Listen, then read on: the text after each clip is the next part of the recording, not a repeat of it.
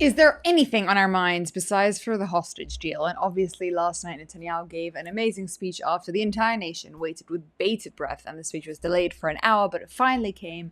And he basically told us that the deal is done. And this is interesting for lots of really different reasons that we will discuss in a second. How could it be done before it's actually done? And what does this mean? And what's the future? And what's the next steps? All of that. But first, let's watch the one, the only, the absolute legend, Netanyahu, in the only video I could find with English subtitles. אנחנו על סף הישג גדול מאוד. זה עדיין לא סופי, אנחנו עובדים על כך במרץ, ואני מקווה בעזרת השם שבימים הקרובים, עוד במהלך חג הסוכות, אוכל לבשר לכם על השבת כל חטופינו, החיים והחללים כאחד, כדי להחזיר את 48 חטופינו הנותרים. הנחיתי לפני כמה שבועות את צה"ל להיכנס למעוז החשוב ביותר של החמאס, העיר עזה. במקביל, תאמתי עם הנשיא טראמפ וצוותו מהלך מדיני שהפך בן רגע את הקערה. במקום שישראל תבודד, החמאס מבודד. וכתוצאה מהלחץ הצבאי העצים שהפעלנו והלחץ המדיני, החמאס נלחץ להסכים לתוכנית שהבאנו. בשלב הראשון, החמאס ישחרר את כל חטופינו, וכוחות צה"ל ייפרסו מחדש באופן שצה"ל ימשיך להחזיק בכל השטחים השולטים בעומק הרצועה. אני שומע שיש כאלה שאומרים היום שהחמאס היה מוכן כבר לפני שנה או אפילו לפני שנתיים לשחרר את כל חטופינו מבלי שניסוג נסיגה מלאה מהרצועה. טוב, אני אומר לכם, זה פשוט שקר. אני הנחיתי את צוות המשא ומתן בראשות השר דרמר לצאת למצרים כדי לסגור את הפרטים הטכניים של שחרור חטופינו. הכוונה שלנו, והכוונה של ידידינו האמריקנים, היא לתחום את המשא ומתן הזה בימים בודדים. עכשיו, בשלב השני, החמאס יפורק מנשקו והרצועה תפורז. זה יקרה או בדרך מדינית לפי תוכנית טראמפ, או בדרך צבאית, על ידינו. גם את זה אמרתי בוושינגטון. או שזה יושג בדרך הקלה, או שזה יושג בדרך הקשה. אבל זה יושג. Oh, it's so nice to feel a victory speech, but I guess the question really remains to be asked, why are we giving victory speeches before there is the victory? And first, before we get into the details of all this, if you're watching this, are you following us? Have you subscribed to this channel? It's free, and it really, really helps us grow. So besides liking, commenting, sharing with your friends, please make sure to subscribe. I know 85% of you are not yet doing that. So, okay, let's dive right in. Netanyahu, in this speech, whilst it's impassioned and beautiful and really speaking supposedly to the people of Israel, is actually not doing that. He is speaking directly, not to Hamas, not to the hostages, not to the Israelis, not to Trump, not to America, but actually to Qatar. As we already said, the whole kind of thing that we're watching over the last few weeks is very, very confusing to understand if you're trying to gather what the strategy is, what Trump and Netanyahu are doing. But once you realize that it's all about negotiating directly with Qatar and putting pressure on them, it makes sense that Bibi would get up and give a speech as if we've won. Because there would be nothing more humiliating to Qatar to have to now announce that despite all the pressure and all of their promises and what America has done for them, signing this kind of executive order that means that if Israel attacks Qatar again on their soil, then that would be considered an attack on America, that Qatar couldn't get Hamas to simply return 20 live hostages and 28 dead ones. That would humiliate Qatar beyond belief. And to make sure that the humiliation is as high as possible, everybody, including Trump, including Netanyahu, are talking about this as if it is a done deal. Because again, nothing will be more embarrassing for the enormously wealthy state of Qatar that pretends to be the bastion of freedom, the leaders of negotiations, the ones who really know what they're doing, despite the fact that we all know the truth. If you're on this channel by now, hopefully you know the truth.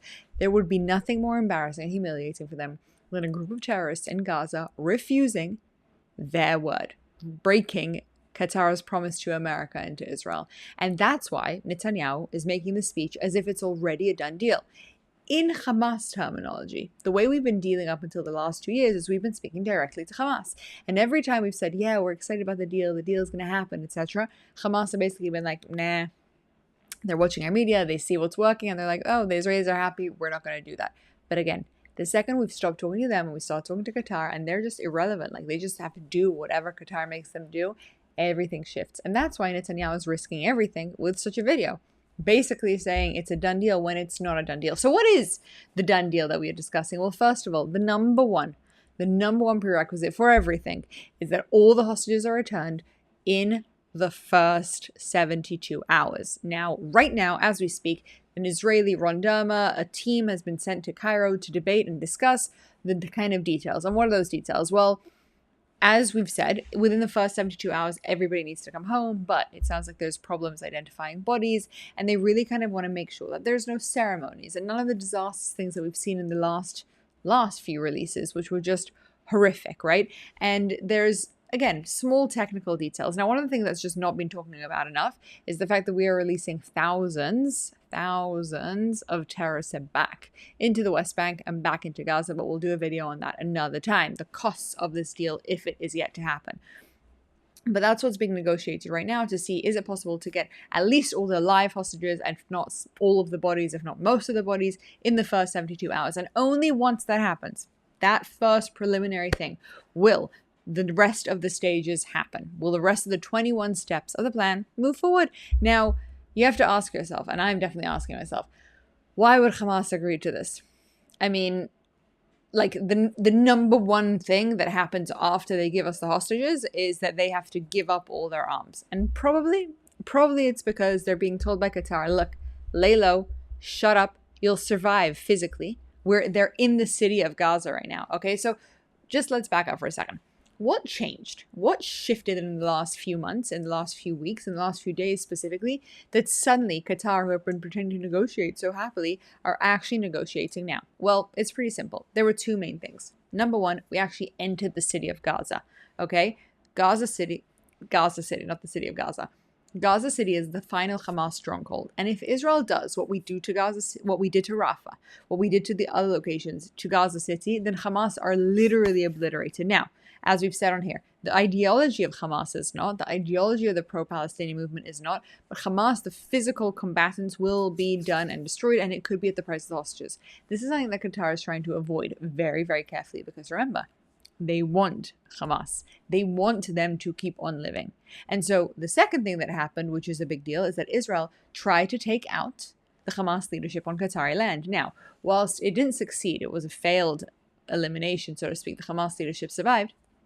What did work is Qatar realized, oh my gosh, Israel actually mean business. You see, as long as the Hamas leadership were protected on Qatar land, right, Israel could go after all and anybody in Gaza. They didn't really care because they were keeping their leadership, and they were watching very carefully as Iran was attacked and other countries were attacked. But the Qatar land felt like it was safe, and so they could just keep the Hamas leadership going, the brains behind everything, and in the next few years, few months, develop and rebuild Hamas under this leadership. Suddenly they realize that Israel is actually not bluffing. Gaza City is going to go and Hamas leadership is going to go. Which leads us to the big next question, which is, we had two main war goals. Number one, get the hostages home. But number two, and no less important, in fact, much more important, the eradication and the elimination of Hamas. And I think that's the big question that we're all up against now. What is next? Do Trump and Netanyahu have a big plan ahead? After the hostages come home, do they not?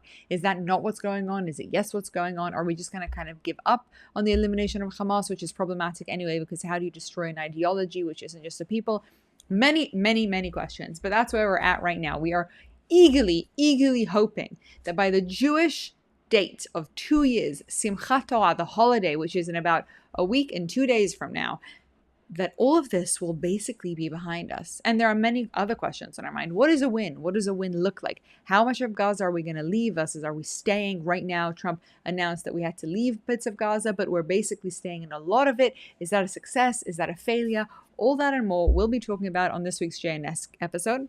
As you all know, I have a podcast on the JNS TV YouTube. We'll be talking about that there in much more detail than over here. But right now, please join me in a prayer and in a hope that all of the hostages, the miracle that we have waited for so long, will finally be back home in the next few days.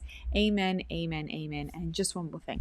If Trump and Bibi pulled this off, and they don't win a Nobel Prize, which they probably won't, I just want you all to know that every person who ever said that those two didn't care about the hostages, those two don't know what they're doing, those two are bad politicians, are absolutely psycho. There you have it. Thank you for your attention to this matter.